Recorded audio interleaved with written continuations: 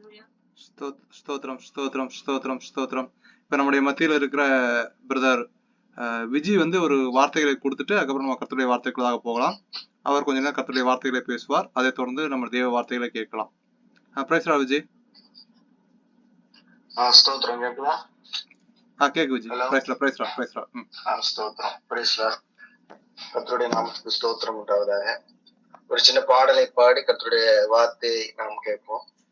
நன்றி நன்றி நன்றி என்று துதிக்கிறேன், நல்லவரே உன் நன்மைகளை நினைக்கிறேன். நன்றி நன்றி நன்றி என்று துதிக்கிறேன், நல்லவரே உன் நன்மைகளை நினைக்கிறேன்.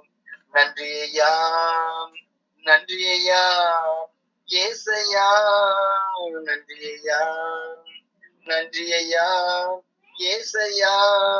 தகுதியில்லா அடிமை என்னை அணைக்கிறேன், தாங்கி தாங்கி வழி நடத்தி மகிழ்கின்றேன்.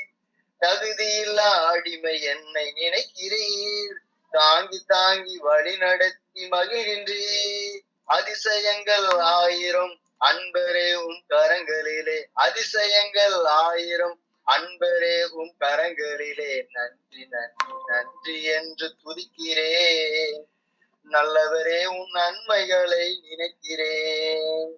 பலவீனம் நீங்கி தினம் காக்கின்றேன், பெரும் பெரும் காரியங்கள் செய்கின்றேன்.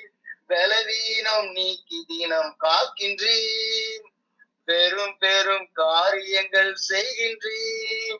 தீமையான அனைத்தையுமே நன்மையாக மாற்றுகின்றேன், தீமையான அனைத்தையுமே நன்மையாக மாற்றுகிறேன். நன்றி நன்றி நன்றி என்று துதிக்கிறேன், நல்லவரே உன் நன்மைகளை நினைக்கிறேன். நன்றியா நன்றியா ஏசையா, உணவு உடை தினம் தந்து மகிழ்கின்றேன், உண்மையான நண்பர்களை தருகின்றேன். உணவு உடை தினம் தந்து மகிழ்கின்றேன், உண்மையான நண்பர்களை தருகின்றேன். நன்மையான ஈவுகள் நாள்தோறும் தருபவரே, நன்மையான ஈவுகள் நாள்தோறும் தருபவரே. நன்றி நன்றி நன்றி என்று துதிக்கிறேன், நல்லவரே உன் நன்மைகளை நினைக்கின்றேன். கதறி அழுத நேரமெல்லாம் தூக்கினேன், கருவியாக பயன்படுத்தி வருகின்றேன். கதறி அழுத நேரமெல்லாம் தூக்கினேன், கருவியாக பயன்படுத்தி வருகின்றேன். கண்மணி போல் காப்பவரை கைவிடாமல் மேய்ப்பவரை, கண்மணி போல் காப்பவரை கைவிடாமல் மேய்ப்பவரே. நன்றி நன்றி நன்றி என்று துதிக்கிறேன், நல்லவரே உன் நன்மைகளை நினைக்கிறேன்.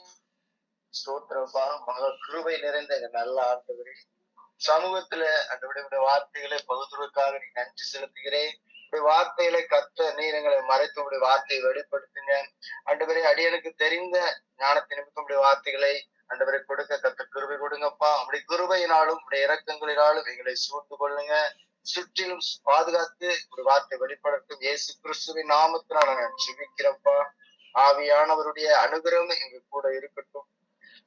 முதலாவதாக விசுவாசத்தை குறித்துதான ஆண்டவரே அந்த வார்த்தைகளை நாம் கொடுக்க, மார்க் 6ஆம் அதிகாரம் 4-5 நாம் வாசித்து அந்த வார்த்தைக்குள்ளாக நாம் போவோம்.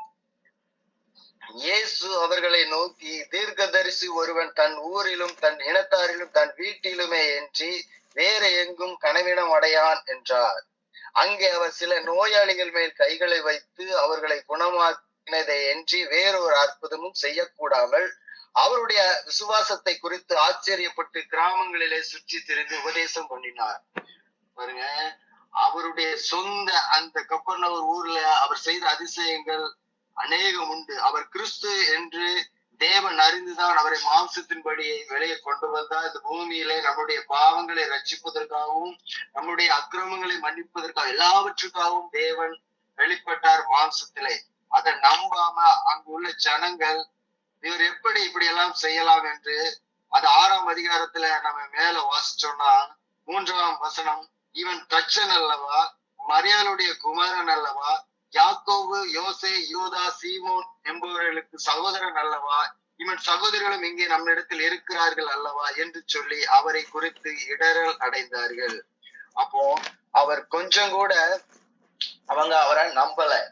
அவர் கிறிஸ்து என்பதை அவர்கள் நம்ப மறுத்தார். விசுவாசம் அவர்கள் இல்லாமல் போயிட்டு இயேசு அவர்களை நோக்கி, நீ தீர்க்கதரிசி ஒருவன் தன் ஊரில் தன் இனத்தாரிலும் தன் வீட்டிலுமே என்று வேற எங்கும் கணவனம் அடையான் என்றார்.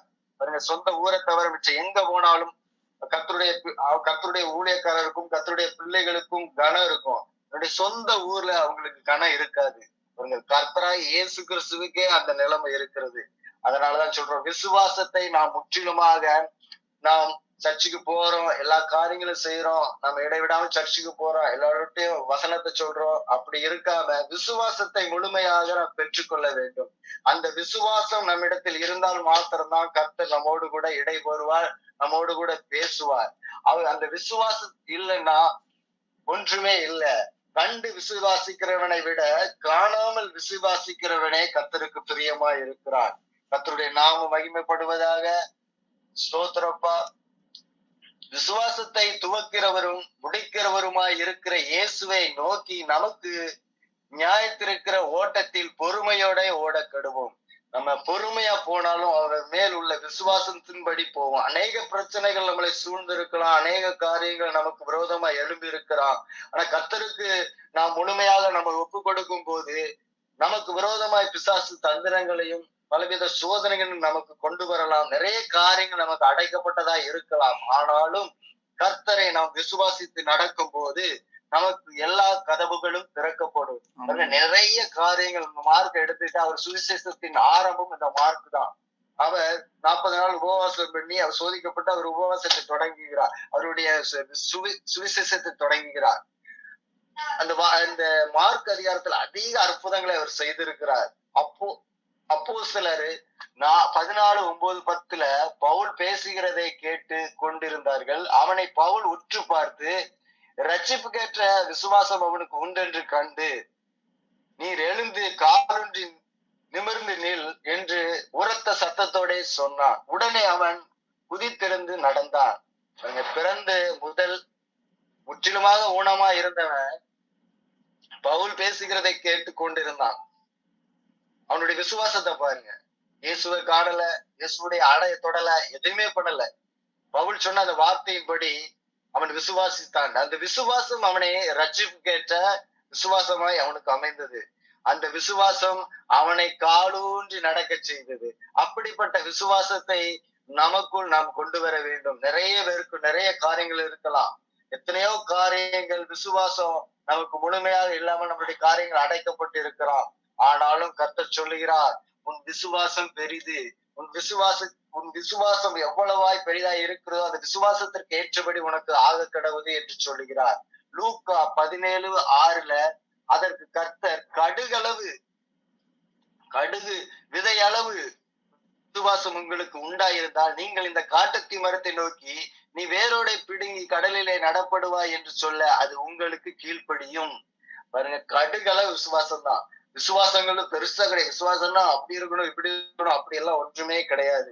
விசுவாசம் என்பது முழுமையாக நாம் கர்த்தருக்கு ஒப்பு கொடுப்பதே விசுவாசத்தின் ஆரம்பமா இருக்கிறது. அதுதான் கர்த்தருக்கு பிரியமாகவும் இருக்கிறது. அந்த விசுவாசத்தில் நாம் உறுதியா இருக்க வேண்டும். நமக்கு விரோதமாய் பாவம் நமக்கு முன்பாக வரலாம், நமக்கு விரோதமாய் எத்தனையோ காரியங்கள் நமக்கு முன்பாக வரலாம், எத்தனையோ இடையூறுகள் வரலாம், எத்தனையோ காரியங்கள் நமக்கு தடையாக இருக்கலாம். விசுவாசத்தை மட்டும் நாம் ஒரு நாளும் விடக்கூடாது. மரியாள் கூட சொன்னாங்க, அவர் சொன்னபடி செய்யுங்கள் என்று சொன்னார். மரியாளுக்கு தெரியும் இவர் கர்த்தருடைய பிள்ளை, இவருடைய வார்த்தையை கேட்க வேண்டும் என்று மரியாள் கூட விசுவாசித்தாங்க. ஆனா ஜனங்கள் அவரை விசுவாசிக்கவில்லை. அப்போ நம்மளுடைய விசுவாசம் எப்படிப்பட்டதா இருக்கிறது அதை குறித்ததான் நம்ம தியானித்துக்கிட்டு இருக்கிறோம். பாருங்க, ஸ்தோத்திரம். மார்க் 1:24 அவன் நசரேயனாகிய இயேசுவே எங்களுக்கு உமக்கும் என்ன, எங்களை கெடுக்கவா வந்து உம்மை இன்னார் என்று அறிவேன், நீ தேவனுடைய பரிசுத்தர் என்று சத்தமிட்டான். பாருங்க, சத்ருவுக்கு கூட பிசாசு பிடித்தவனுக்கு கூட கர்த்தர் இவர்தான் என்று அவனுக்கு தெரிகிறது. அவன் கிறிஸ்து மேல் அவன் விசுவாசம் வைக்கிறான். அந்த விசுவாசம் நம்மிடத்துல இல்ல பாருங்க. சாத்தானுக்கு கூட கர்த்தர் யாருன்னு தெரியுது. அப்போ விசுவாசம் இல்லாதவனிடத்தில் சாத்தான் அதிகமாய் போராடுவான் என்பதை இந்த காரியத்துல நாம் கற்றுக்கொள்ள வேண்டும். மார்க் 1:24 பாருங்க, பிசாசு சொல்றான், சத்தமிட்டு சொல்றான், இவ தேவனுடைய பரிசுத்தன் என்று. மார்க் 3:11 அசுத்த ஆவிக்காரன் அவரை கண்டபோது அவர் முன்பாக விழுந்து, நீர் தேவனுடைய குமாரன் என்று சத்தமிட்டார். அசுத்தாவி பிடிச்சவர்களும் பிசாசு பிடிச்சவர்களும் எல்லோரும் கர்த்தரை அறிந்திருக்கிறாரு. தேவனுடைய குமாரன் என்று அவர்களுக்கு தெரிகிறது. ஏனென்றால் தேவகுமாரன் அசுத்த ஆவிகள் தேவகுமாரனுக்கு அதிகமாய் பயப்படும். நாம் விசுவாசித்தால் நமக்கும் அதிகமான காரியங்கள் நடக்கும் என்று நாம் அதிக நேரம் விசுவாசிப்பதில்லை. சர்ச்சுக்கு போறோம், எல்லா காரியங்களும் செய்கிறோம், ஆனா விசுவாச குறைச்சலோடு இருக்கிறோம். அநேக ஆண்டவரே தடைகள் நமக்கு இருக்கிற அதையெல்லாம் முறியடிப்பதற்காக நம்மளுடைய விசுவாசம் முழுமையாக நம்ம பற்றி கொள்ள வேண்டும். அந்த விசுவாசத்தின்படி நாம் நடக்க வேண்டும். மார்க் 1:5 இயேசு அவர்கள் விசுவாசத்தை கண்டு திமிர்வாதக்காரனை நோக்கி, மகனே உன் பாவங்கள் உனக்கு மன்னிக்கப்பட்டது என்றார். எவ்வளவுதான் நம்ம பாவங்கள் பண்ணிருக்கலாங்க, எத்தனையோ காரியங்கள் நம்ம பண்ணிருக்கலாம். இருந்தாலும் கர்த்தர் ஒரு வாய்ப்பு நமக்கு கொடுக்கிறார். நாம் விசுவாசித்து தேவனை முழுமையாக நாம் ஏற்றுக்கொண்டால் நாம் கர்த்தருடைய வலது பரிசத்தில் நாம் இருக்கத்தக்க, கர்த்தர் தேவனுடைய வலது பரிசத்தில் இருக்கிறார் என்று அறிந்திருக்கிறோம். அதே போல கர்த்தர் பக்கத்துல நாம எப்போது இருக்கணும்னா நாம் முதலாவதாக அவரை விசுவாசிக்க வேண்டும். விசுவாசு பிடித்தவர்கள், திமிர்வாதக்காரர்கள், ஆண்டவரே எத்தனையோ பேர்கள் ஆண்டவரே அவர்களை கர்த்தர் இயேசுவை விசுவாசித்தார்கள், தேவனை விசுவாசித்தார்கள். ஆனா பாருங்க, சொந்த ஊர்ல அவர்களுக்கு விசுவாசம் இல்லை. இது என்னவோ இருக்கிறது என்று விதைத்து கொண்டார்கள். இந்த காரியம் என்னவா இருக்கும் என்று அவர் சொன்னதை ஆச்சரியப்பட்டு அநேக காரியங்கள் அவங்க விசுவாசிக்காதபடியினால் அநேக அற்புதங்கள் அவர் செய்யவில்லைங்க. அவர் அவர்களை நோக்கி, ஏன் இப்படி பயப்படுகிறீர்கள்? ஏன் உங்களுக்கு விசுவாசம் இல்லாமல் போயிற்று என்றார். இயேசுவே உன்னதமான தேவனுடைய குமாரன், எனக்கும் உமக்கும் என்ன? என்னை வேதனைப்படுத்தபடிக்கா தேவன் பேரில் உமக்கு ஆணை என்று மிகுந்த சத்தமிட்டு சொன்னான். லேகிய பிசாசு 2000 பண்டிகள் மேல அந்த பிசாசுகளை அனுப்பி கடலில் போய் மாண்டு போகும்படி கர்த்தர் கட்டளையிட்டார். தன் கல்லுகளினாலும் தண்ணீரினாலும் நெருப்பினாலும் தன்னை காயப்படுத்தி கொண்டிருந்த அந்த பிசாசு அவர் கூட பாருங்க கர்த்தர் என்று அறிந்திருக்கிறான், தேவனுடைய குமாரன் என்று அவன் அறிந்திருக்கிறான். மார்க் 5:அதிகாரத்துல இப்படி அநேக பிசாசுகள் நமக்கு உதாரணமாய் தேவனை அறிந்திருக்கிறது. நாமே முற்றிலுமாக தேவனை அறியவில்லை. தேவன் வருகிறது மிக சமீபமாய் இருக்கிறது. இந்த நேரத்தில் நம்முடைய விசுவாசம் அதிகமாய் கிரியை செய்ய வேண்டும். நம்மளுடைய விசுவாசம் எப்படி இருக்க வேண்டும் என்பதை நாம் ஒவ்வொருவரும் அறிய வேண்டும். நம்ம நிறைய கற்பம் நமக்கு அடைத்திருக்கலாம், நிறைய காரியங்கள் நம்ம அடைத்திருக்கிறோம். யாருக்காக பிரசங்கம் என்று எனக்கு தெரியல, கர்த்தருடைய நாமத்துக்கு ஸ்தோத்திரம் உண்டாவதாக. நிறைய காரியங்கள் அடைத்திருக்கிறதுக்கு காரணம் கர்த்தரை விட்டுட்டு வேற எதையோ நாடி தேடி ஓடுகிறவர்களுக்கு அவர்களுடைய வாழ்க்கையில எந்த ஒரு அற்புதத்தையும் தடை செய்து வைக்கிறது தேவன் தான். தேவனை நம்பி முழுமையாக அவர்கள் விசுவாசித்தால் அந்த விசுவாசம் அவர்களை ரட்சிக்கும். ஆபிரகாமுக்கு இருந்த விசுவாசத்தை உடையாங்க. ஆபிரகாம் விசுவாசத்தின் தந்தை என்று எண்ணப்படுகிறான். அப்படிப்பட்ட விசுவாசம் நமக்கு இல்லையா? ஆபிரகாம் பிள்ளைகளா நாம் இருக்கிறோம். ஆபிரகாம் தான் நமக்கு விசுவாசத்தின் தந்தை. அவர் வழியில் வந்த நாம் எப்படிப்பட்ட விசுவாசம் உள்ளவர்களா இருக்க வேண்டும்? விசுவாசம் தேவனை கனப்படுத்தும். விசுவாசம் இல்லை என்றால் தேவனை பிரியப்படுத்த முடியாது, ஒரு காலம் அது முடியாது. அந்த விசுவாசத்தை நாம் பற்றி கொள்ள வேண்டும். யோபு எவ்வளவோ விசுவாசம், எத்தனை பேரை நம்ம எடுத்து காட்டலாம் பைபிள்ல. விசுவாசம் தான் அவங்களை முற்றிலுமாக ரட்சித்தது. விசுவாசம் இல்லை என்றால் ஒன்றுக்கும் நாம் ஒரு காரியங்களும் நாம் செய்ய முடியாது. நம்ம வாழ்வில எத்தனையோ காரியங்கள் இருக்கலாம், அத்தனை காரியங்களும் நிறைவேற வேண்டும் என்றால் நம்முடைய விசுவாசம் அதிகமிச்சு. எல்லா சூழ்நிலையிலும் இந்த உலகத்தில் உள்ள இச்சைகள், இன்பங்கள், இந்த உலகத்தில் உள்ள ஆசைகள், இந்த உலகத்தில் உள்ள ஐஸ்வர்யவன்கள் எல்லாம் நம்மளை பற்றி பிடிக்க நினைக்கலாம். அது மேல இருக்கிற விசுவாசத்தை தேவன் மேல் நாம் வைத்தால் நினைக்காத அளவுக்கு கர்த்தர் நமக்கு ஒரு பெரிய அற்புதங்களை செய்ய அவர் வல்லமை உள்ளவராய் இருக்கிறார். மார்க் 5:34 12 வருஷம் யவீரின் மகள் 12 வயது. அவர் அவனை பார்த்து, மகனே, உன் விசுவாசம் உன்னை ரட்சித்தது, நீ சமாதானத்திலே போய் உன் வேதனை நீங்கி சுகமா இரு என்றார். 12 வருஷமா யவீரின் மகள் 12 வயது அவளுக்கு. அவள் வேதனைப்படுகிறார். கடுமையான வேதனை, தாங்க முடியாத வேதனை. அவளை குணமாக்க போகிற இடத்துலதான் பாருங்க, எத்தனை வருஷம், 18 வருஷம் பாடுள்ள ஒரு ஸ்திரீ அவர் ஆடையாயில் தொட்டுவிட வேண்டும் என்று அவருடைய ஆடையை தொடுவதற்காக அந்த ஜனக்கூட்டத்தின் மத்தியில எப்படியாவது இவருடைய ஆடையை தொட வேண்டும் என்று விசுவாசித்து அந்த ஸ்திரீயானவள் போய் தொட்டாள்.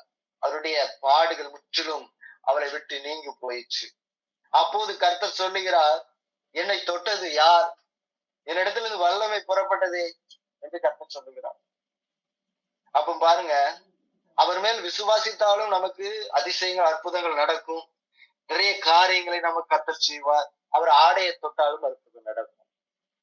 முற்றிலுமாக அவருடைய எல்லா கர்த்தராகிய இயேசு கிறிஸ்துவின் முழு அடையாளமே நம்மளை ரட்சிப்பதுதான். அவரை விசுவாசித்தாலும் அவருடைய ஆடையை தொட்டாலும் நமக்கு நன்மையை கர்த்தர் செய்ய அவர் வல்லமையுள்ளவராய் இருக்கிறார். ஆதியிலே தேவன் தான், இயேசு கிறிஸ்து தான் தேவனாய் இருந்தார் என்பதை நாம் அறிந்து கொண்டாலே நம்முடைய விசுவாசம் முற்றிலுமாக மாறும். தேவன் வேறு, இயேசு வேறு, பரிசுத்த ஆவி வேறு என்று மூன்றையும் போட்டு குழப்பாதபடிக்கு திரித்துவ தேவன் என்பதை நாம் விசுவாசித்து கர்த்தருடைய நாமத்தை நாம் மகிமைப்படுத்த வேண்டும்.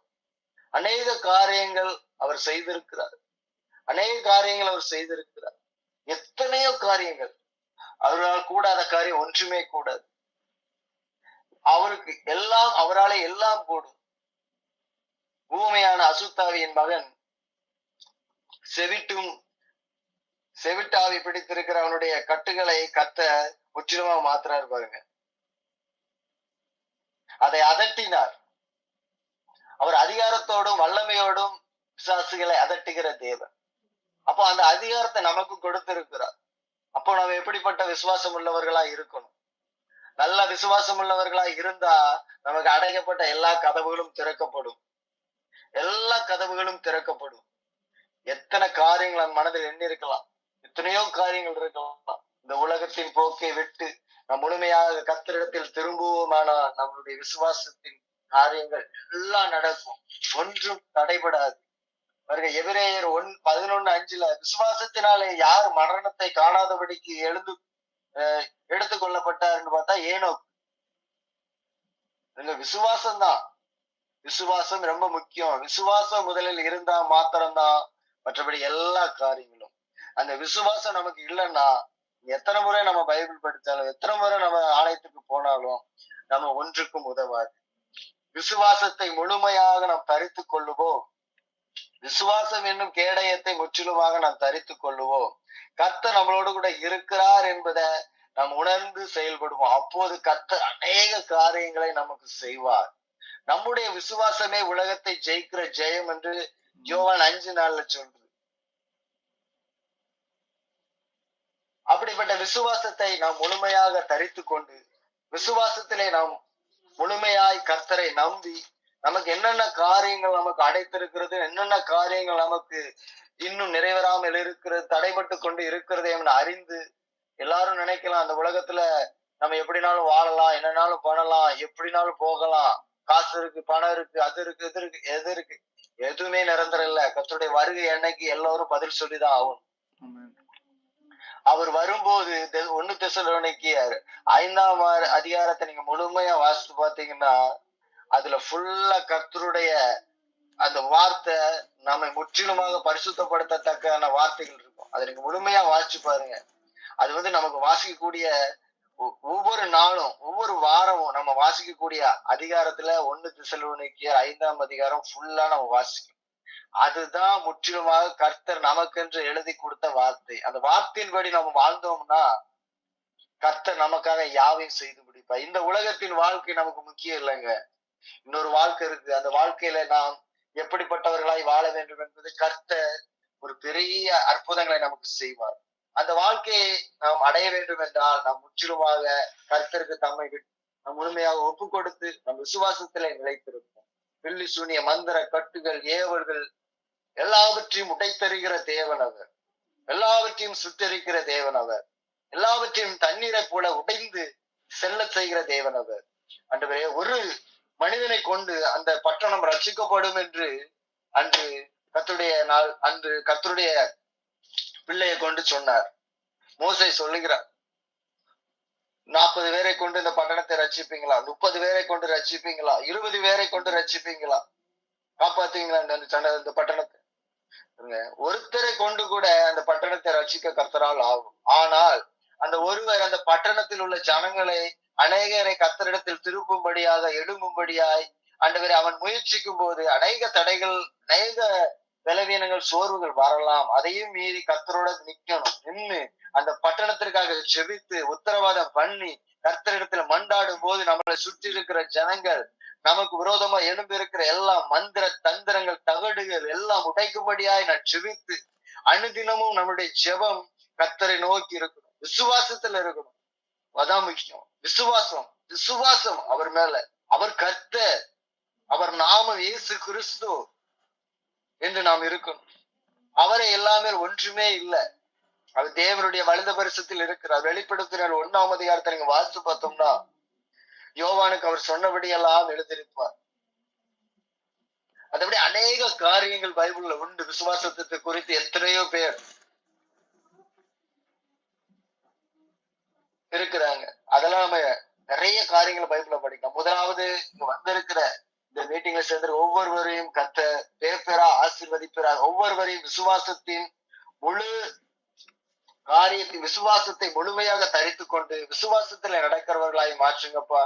ஆண்டவரே, இது கலந்து கொள்ளாத பிள்ளைகளுக்காக நான் செபிக்கிறேன். பட்டணத்தில் இருக்கிற ஜனங்களுக்காக செபிக்கிறப்பா. சுற்றிலும் சூழ்ந்திருக்கிற எல்லா ஜனங்களுக்காக நான் செபிக்கிறேன். ஆண்டவரே, வெளி பட்டணத்தில் இருக்கிற ஆண்டவரே தேசத்தில் இருக்கிற சகோதரனுக்காக, இதுல சேர்ந்திருக்கிற ஒவ்வொருவருக்காக நான் செபிக்கிறேன்ப்பா. என்னென்ன நோக்கத்தோடு ஆண்டவரே இந்த பிரேயர் மீட்டிங் தொடங்கினதோ அந்த நோக்கம் நிறைவேறத்தக்க அநேகருக்கு ஆண்டவரே விசுவாசத்தின் மூலம் ஆண்டவரே காரியங்கள் நடக்கும்படியா நான் செபிக்கிறேன்ப்பா. வானத்தையும் பூமியும் படைத்த என் கர்த்தரிடத்திலிருந்து ஒரு ஒத்தாசை வரும்படியா நான் செபிக்கிறேன்.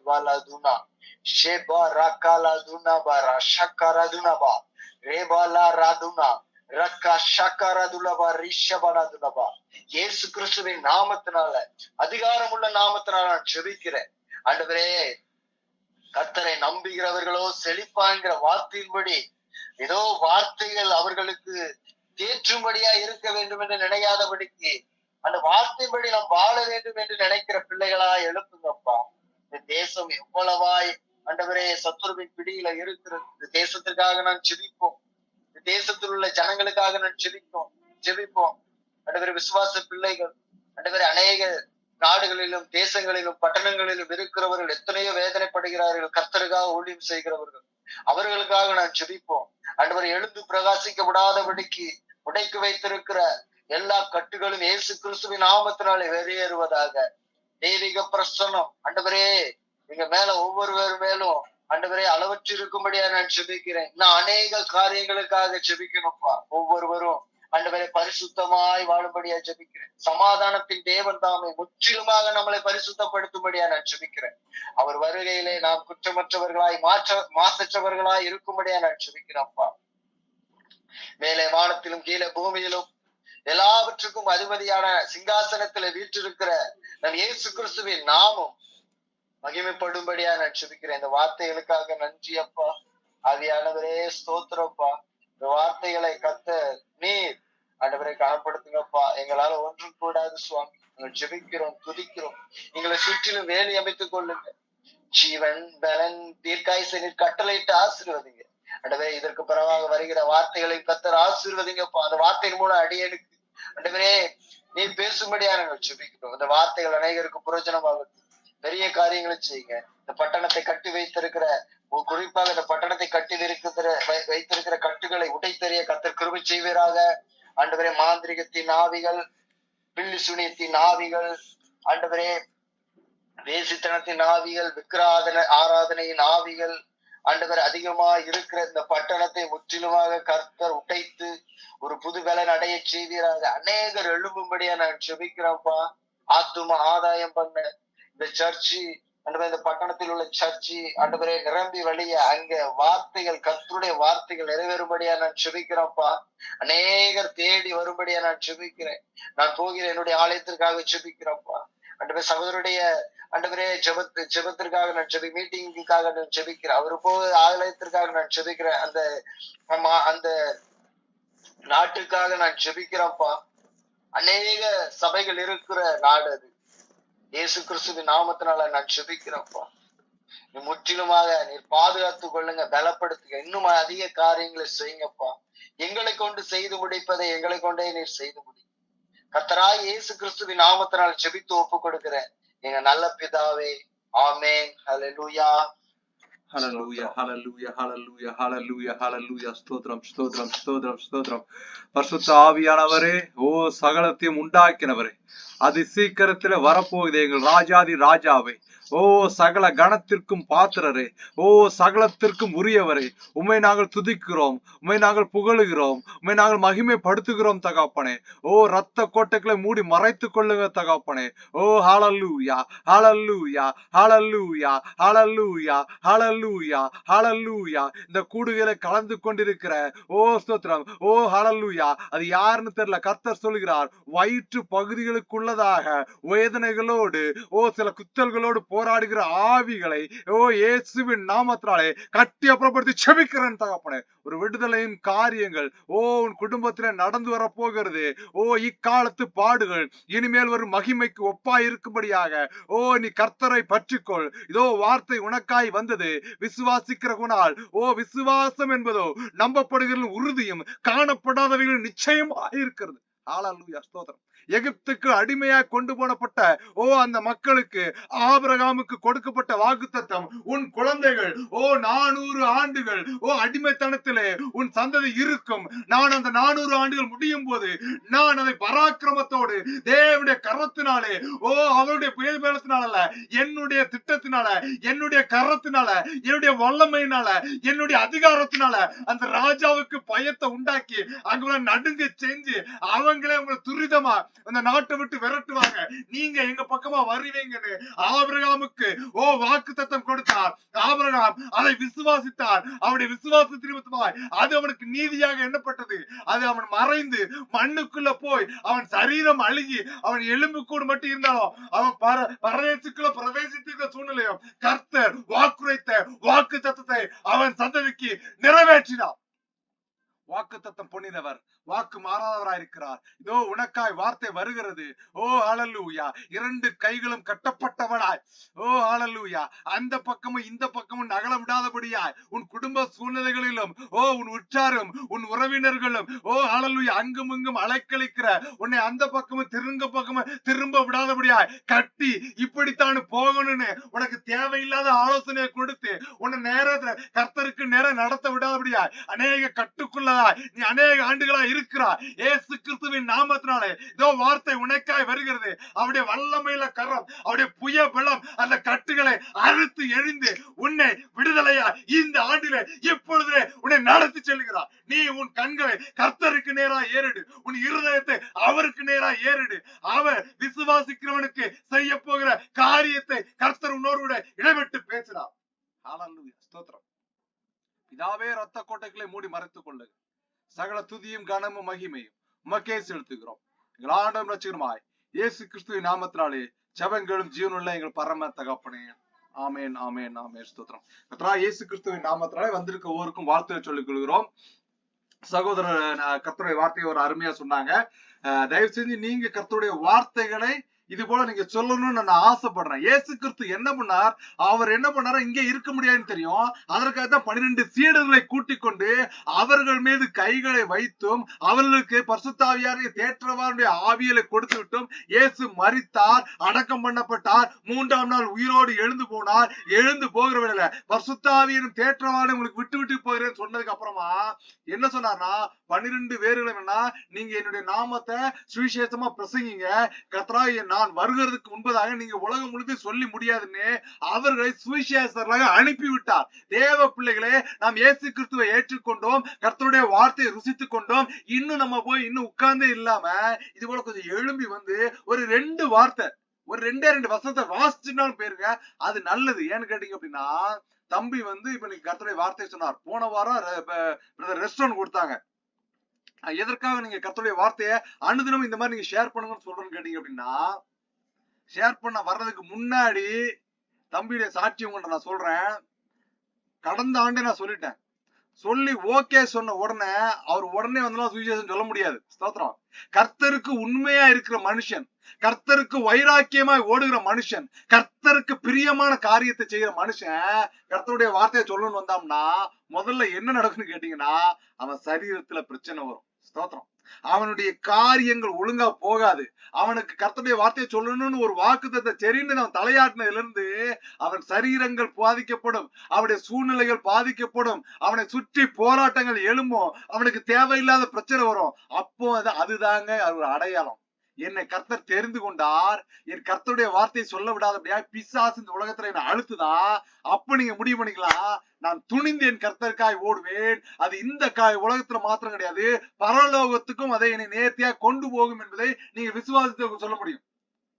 ஆல்மோஸ்ட் எனக்கு தெரிஞ்சு ஒரு 1.5 மாசம் மேல ஆயிடுச்சு நான் சொல்லி வார்த்தையை சொல்ல சொல்லி. 1.5 மாசத்துக்கு அப்புறமா தான் ஒரு விடுதலையை பெற்று கர்த்தருடைய வார்த்தையை பகிர்ந்து கொள்றாங்க. நீங்களும் எப்படின்னா, நீங்க ஒரு வார்த்தையை சொல்லணும்னு வந்துட்டீங்கன்னா அப்பதான் மீட்டிங்குக்கு வர விடாது. அப்பதான் உங்களை அந்த வேலையில பிஸியா வைக்கும், இந்த வேலையில பிஸியா வைக்கும். அன்னைக்குத்தான் தேவையில்லாத கெஸ்ட் எல்லாம் வீட்டுக்கு வருவாங்க. ஸ்தோத்திரம். ஏன்னா இந்த கூடுகளை நீங்க தொடர்ச்சியா கலந்து கொள்றதுனால உங்கள் ஆத்மா பரிசுத்தப்படுவதையும், நீங்கள் தேவனுக்கு பிரியமா ஜீவிக்கிறதை, கர்த்தருடைய வார்த்தை வருகிறதையும் நீங்கள் உணர்ந்து கொண்டு ஆவியில பலப்பட விடாதபடியாய் அது உலகத்து பக்கமா இழுக்கும். ஸ்தோத்திரம். என் மாப்பிள்ள ஒருத்தரோட பேசிட்டு இருக்க சூழ்நிலை நான் சொன்னேன், மச்சான் நானும் எல்லாரையும் சொன்ன வரமாட்டேங்கிறேன். வர முடியாதுப்பா. ஸ்தோத்திரம். ஏன்னா தெரிந்து கொள்ளப்பட்டவர்களை தவிர வேற எல்லாரும் என்னதான் முயற்சி பண்ணாலும் அவங்க அந்த இடத்துக்குள்ள உட்கார விடாது. அவங்ககிட்ட இருக்கிற அந்நிய ஆவிகள். நம்ம தொடர்ந்து ஜெபிச்சுக்கிட்டே இருப்போம். ஏன்னா நம்ம கேட்கறதோடு மாத்திரம் இல்லாம இந்த சுவிசேஷத்தை பிரசங்கம் பண்ணணும். ஸ்தோத்திரம். இன்னைக்கு விசுவாசத்தை குறித்து சகோதரர் அருமையா சொன்னார்.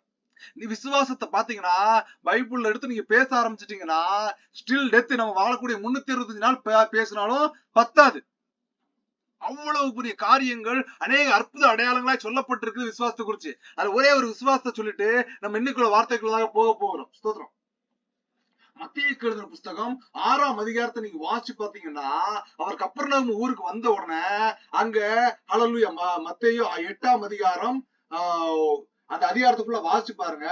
5ஆம் வசனம் சொல்லுது, இயேசு கப்பர்நகூமில் பிரவேசித்த போது 100க்கு அதிபதி ஒருவன் அவரிடத்தில் வந்து, அவர் எங்கெல்லாம் போறாரோ அங்க எல்லாம் யாராவது தேடி தேடி வராங்க. ஏன்னா இயேசு கிறிஸ்துவை தேடுகிறவர்களுக்கும் இயேசு கிறிஸ்துவை கண்டு கொண்டவர்களுக்கும் அவர்கள் நோயிலிருந்து விடுதலை, அவர்கள் பிசாசிலிருந்து விடுதலை, அவர்கள் மரணத்திலிருந்து விடுதலை, அதை தாண்டி அவர்களுக்கு இலவசமா ரட்சிப்பு கிடைக்கப்பட்டார்கள். இந்த ரட்சிப்பு என்ன பண்ணுச்சுன்னா தேவன்ட்ட பரலோகத்துக்குள்ளதாக போகும்படியான ஒரு வழிகளை காட்டுகிறதாக. இயேசு கிறிஸ்துவை தன் சொந்த ரட்சகரா ஏற்றுக்கொண்டவர்கள் யாவரும் பிதாவின் நிமித்தமாய் அபிஷேகம் பண்ணப்பட்டு இந்த உலகத்துல வாழ்ந்த கொஞ்ச காலத்தை தாண்டி நித்தியத்துல வேதனை இல்லாம ஆண்டாண்டு காலமாய் ஒரு நிலையான ஒரு வாழ்க்கையை வாழ முடியும். அதற்காகத்தான் ஏசப்பாவை பற்றி கொள்ளுங்க, ஏசப்பாவை சேர்ந்து கொள்ளுங்கன்னு சுவிசேஷம் சொல்லும்படியாய் கர்த்தர் மேலே ஆயத்தப்படுத்தி வைத்திருக்கிறார். இப்ப ஏசப்பாட்ட வந்து அந்த 100க்கு அதிபதி சொல்றான், ஆண்டவரே என் வீட்டுல ஒரு வேலைக்காரன் இருக்கான், அவன் திமிராத காரணம் என்ன பண்றான்னா கொடிய வேதனைப்பட்டு ரொம்ப கஷ்டப்பட்டு இருக்கான் அப்படின்னு அவன் என்ன பண்றான். வசனம் ரொம்ப தெளிவா சொல்லுது. 6ஆம் வசனம் மத்தேயுக்கு எழுதின புஸ்தகம் 8ஆம் அதிகாரம் 6ஆம் வசனம் சொல்லுது, ஆண்டவரே என் வேலைக்காரன் வீட்டிலே திமிர்வாதமாய் கிடந்து கொடிய வேதனைப்படுகிறான் என்று அவரை வேண்டிக் கொண்டார். ஸ்தோத்திரம். அப்ப இயேசு சொல்றாரு, நான் வந்து அவனை சொந்தமாக்குவேன் என்றார். 100க்கு அதிபதி பிரதித்திரமாக, ஆண்டவரே நீ என் வீட்டுக்குள் பிரவேசிக்க நான் பாத்திரம் இல்ல, ஒரு வார்த்தை மாத்திரம் சொல்லும், அப்பொழுது என் வேலைக்காரன் சொஸ்தமாவான். நீங்க மார்க்ல வாசிச்சு பார்க்கலாம், மத்தேயு மார்க் லூக்கால வாசிச்சு பாத்தீங்கன்னா அந்த இன்சிடென்ட இயேசு கிறிஸ்துவோட போகும்போது ஒவ்வொரு சீடரும் ஒவ்வொரு பிளேஸ்ல இருப்பாங்க. நடந்த சம்பவம் ஒண்ணு, அந்த பக்கத்துல இருந்து பார்த்தவங்க ஏசு இந்த மாதிரி சொன்னாரு, இந்த மாதிரி விஷயங்கள் நடந்துன்னு சொல்லியிருப்பாங்க. கொஞ்சம் தூரத்துல இருந்தவங்க என்ன பண்ணா அதை செவி வழியா கேட்டு இப்படி சம்பவிச்சுன்னு எழுதியிருப்பாங்க. அதனால வேதத்துல சொல்லப்பட்ட ஒவ்வொரு இன்சிடென்ட் கேட்டீங்கன்னா ஒவ்வொரு சூழ்நிலைகளும் வித்தியாசமா, ஏன்னா எப்பவுமே இயேசு கிறிஸ்துவோட 12 சீடர்கள் போக முடியாது. ஏன்னா ஒருத்தர் பக்கத்துல இருப்பாங்க, ஒருத்தர் முன்னாடி வழி ஆயத்தம் பண்ணுவாங்க, ஒருத்தர் அங்க போற இடத்துல போய் என்ன பண்ணணும், எல்லா காரியத்தையும் ஒழுங்குபடுத்த வேண்டியிருக்கும். சோ நடந்த சம்பவங்கள் அவர்கள் இயேசு கிறிஸ்து செய்த அற்புதத்தை பேசிக்கிட்டு இருப்பாங்க. அப்போ அதுல பக்கத்துல இருந்த பார்த்த ஒருத்தர் சொல்றாரு, என்ன சொல்றாரு கேட்டீங்கன்னா, இந்த 100க்கு அதிபதி வந்த உடனே அவர் என்ன சொல்றாருன்னா, நான் ஒருத்தனை போனா போறான், ஒருத்தன் வானா வாரான், எனக்கு கீழே வேலை செய்யக்கூடிய அவ்வளவு வேலைக்காரர்கள் இருக்கிறாங்க, இவங்க எல்லாத்தையும் தாண்டி இந்த வேலைக்காரர் ரொம்ப கஷ்டப்படுறான், அந்த திமிர்வாதக்காரன் என்னன்னா அடிக்கடி பிசாசு உள்ள போது அவனை கொடுமைப்படுத்துன்னு சொல்லும்போது இயேசு கிறிஸ்து சொல்றாரு, நான் வந்து அவனை சொத்தமாக்குறாங்க, நீ வர வேண்டாம்ப்பா, நீர் இங்க இருந்து ஒரு வார்த்தை மாத்திரம் சொல்லுங்கிறான். இயேசு கிறிஸ்து திரும்பி சுத்தினா, யூதர்களுக்கு இப்படிப்பட்ட ஒரு விசுவாசத்தை நான் பார்க்கல அப்படிங்கிறார். விசுவாசத்துல நிறைய டைப் இருக்கு. ஸ்தோத்திரம். அவர்களை கண்டு விசுவாசித்தார்கள், நாமோ காணாமல் விசுவாசிக்கிறோம். இயேசு கிறிஸ்து அதை பத்தி சொல்லுவார், நீங்கள் என்னை கண்டு விசுவாசிக்கிறீர்கள், என்னை காணாமல் இருக்க அப்புறம் ஒரு குரூப் விசுவாசிக்கும் போது அவர்கள் இதிலும் பிரதானமானவர்கள் சொல்லுவார், ஒரு வார்த்தை மாத்திரம் சொல்லும், என் வேலைக்காரன் சுத்தமாவான். இந்த கூடுகையில வந்திருக்கிற நீங்களும் உங்க இருதயத்தை திறந்து, நறுங்குண்டதும் நொறுங்குண்டதுமான இருதயத்தை தேவன் புறக்கணியார்னு நம்ம கடந்த வாரங்களை பார்த்தோம். உங்க இருதயத்தை கர்த்தர்ட்ட ஊட்டுங்க. தேவையில்லாத மனுஷன் போய் உங்க காரியத்தை புலம்பாத. தேவையில்லாத அழிந்து போற மண்ணோடு மண்ணாக போகக்கூடிய நானும் ஒரு மனுஷன் தான், ஏன்ட புலம்பாத, நானும் மனுஷன், நீங்க இன்னொருத்தர் புலம்பாதீங்க. நம்முடைய புலப்பமும் நம்முடைய அழுகையும் நம்முடைய கண்ணீரும் தேவனுக்கு நேரா இருக்கும் போது அந்த விசுவாசத்தின் நிமித்தமா அந்த ரங்கத்தில் புதாவை நோக்கி கூப்பிடு, வெளியரங்கமாய் அவர் உனக்கு பதிலளிப்பார்னு வசனம் சொல்லுகிறது. நீங்க எப்போ நீங்க அறைய பூட்டிட்டு கர்த்தரோடு உட்கார ஆரம்பிச்சிட்டீங்களோ அன்னைக்கே உங்களுக்கு விடுதலை உண்டாயிருச்சுங்க. அன்னைக்கே உங்களுக்கான காரியம் நிறைவேறி வருங்க. இதைத்தான் வசனம் சொல்லுகிறது. ஸ்தோத்திரம். நான் கடந்த வாரங்கள தியானிச்சுட்டு கனிகளை குறித்து வாசிக்கணும்னு சொல்லுகிற வேலையில இடையில திடீர்னு ஒரு நாளுக்கு அதிகாலையில சொன்னாரு, நீ சொல்ல வேண்டியது கனிகள் எல்லாம் போதும்பா, ஆசீர்வாதங்கள் எல்லாம் போதும்பா, இதெல்லாம் வேணும் தெரியும், நீ எச்சரிப்பின் வார்த்தையை கொடுந்தாரு. எச்சரிப்புனா 2ஆம் வருக. ஐயோ ஸ்தோத்திரம். இது நான் அநேக ஆண்டுகளுக்கு முன்னாடி 2019 சொன்ன ஒரு வார்த்தை. அது யூடியூப்ல வீடியோவும் நான் ஃபர்ஸ்ட் என்னோட பேச வச்சு என் முகத்தை காட்டி எடுத்த முதல் வீடியோ. என் சகோதரர் ஒரு ஈசாக்குன்னு ஒருத்தர், அவர் தான் அந்த வீடியோ எடுத்தாப்ல. ஸ்தோத்திரம். இன்னைக்கு நம்ம கர்த்தருடைய வருகையை குறித்து தியானிக்க போகிறோம். கொஞ்சம் ஆயத்தமா இருங்க. உங்கள் கவனங்களையும் உங்கள் சிந்தனைகளையும் இந்த கூடுகைக்கு நேரா வைங்க. பிசாசு என்ன பண்ணுவான்னா கொஞ்சம் டைவர்ட் பண்ணதான் பார்ப்போம். கொஞ்சம் உங்க சிந்தனையை கொஞ்சம் இங்க செலுத்தி என்ன வார்த்தை வேதத்தில் சொல்லப்பட்டிருக்க பாருங்க. இது நம்ம பரதேசுக்கு நேராக கொண்டு போகும் என்பதை நான் விசுவாசிக்கிறேன். மத்தேயு எழுதின புஸ்தகம் 24ஆம் அதிகாரம் 44 சொல்லுது, நீங்கள் நினையாத நாளிலே மனுஷகுமாரன் வருவார், ஆதலால் நீங்களும் ஆயத்தமாயிருங்க. நான் இன்னைக்கு ஃபுல்லா செய்யறதெல்லாம் செஞ்சுட்டு நான் நாளைக்கு பைபிள் வாசிச்சிருவேன், நாளைக்கு இந்த தப்பை விட்டுருவேன், நாளைக்கு இப்படி மாறிடுவோம்ல, நான் நாளைக்கு அப்படி மாறிடுவேலான்னு சொல்லிட்டு கழுத்தை திருப்பி ஆயத்தமாகாம போயிடக்கூடாது. இயேசு கிறிஸ்து ஊமையை சொல்லுவார், நல்லா தெரியும் நினைக்கிறேன். ஒரு மணவாளன் வாரான்னு சொல்லிட்டு 10 தீவட்டிகளோ கன்னிகைகள் தங்க தீவட்டிகளோடு போனாங்க. அதுல புத்தி இல்லாத கன்னிகள் என்னன்னா தீவட்டிகளை மட்டும் அந்த என்ன பந்தத்தை மட்டும் கொண்டுட்டு போனாங்க. அந்த பந்தத்துல ஊத்துறதுக்கு எண்ணெயை மறந்துட்டு போயிட்டாங்க. ஸ்தோத்திரம். கர்த்தர் வர தாமதித்த போது அவங்களும் இயேசு கிறிஸ்து வரணும் ஆயத்தமா போனவங்க தாங்க. அந்த மனுஷகுமாரன் வரணும் வரவேற்க போனவங்க தான். அவங்களும் ஜெபிச்சவங்க தான். அவங்களும் கர்த்தரோடு கூட இருந்தவங்க தான். ஆனால் எது முக்கியம்? எப்படிப்பட்ட ஆயத்தத்துல கர்த்தர் விருப்பமா இருக்கிறார், எப்படிப்பட்ட விஷயத்தை செஞ்சு அந்த மணவாளன் விரும்புவார்கிறத அந்த எண்ணத்தை விட்டுட்டு உலக பிரகாரமான காரியத்துல பிணைக்கப்பட்டு போய் மணவாளன் வரும்போது அவர்கள் என்ன காலி ஆயிடுச்சுன்னு சொல்லிட்டு வாங்கறதுக்காக போயிட்டாங்க. ரிட்டர்ன் வர்றதுக்குள்ள மணவாளன் வந்துட்டார், அறை பூட்டப்பட்டுருச்சு. இப்ப கதவை தட்டுறாங்க, மணவாளனே நாங்க உள்ள வரட்டுமா, நாங்க என்ன காலி ஆயிடுச்சுன்னு 1000 காரணத்தை சொல்றாங்க, 1000 விஷயத்த சொல்றாங்க. மனுஷகுமாரன் வருகிற நாளிலும் அப்படித்தாங்க நடக்கும். அவரை பத்தி எனக்கு தெரியும், ஏசப்பா நான் கேள்விப்பட்டிருக்கேன், நான் பைபிள் வாசிச்சிருக்கேன், நான் சர்ச்சுக்கு போயிருக்கேன், எல்லாம் சரிப்பா. என்ன பத்தி நீ யார்ட்டையாவது சொன்னியா? பிதாவை குறித்து நீ யார்ட்டையாவது சுவிசேஷம் சொன்னியா? உன் கூட இருந்தவங்கிட்ட சொன்னியா? அதைத்தான் கேட்பார். ஹல்லேலூயா. ஸ்தோத்திரம். யோவேலுக்கு எழுதின புஸ்தகம் 1ஆம் அதிகாரத்தை நீங்க வாசிச்சு பாத்தீங்கன்னா அந்த 2ஆம் வருகையை குறித்து சில விஷயங்களை யோவேல் தீர்க்கதரிசி சொல்கிறார்.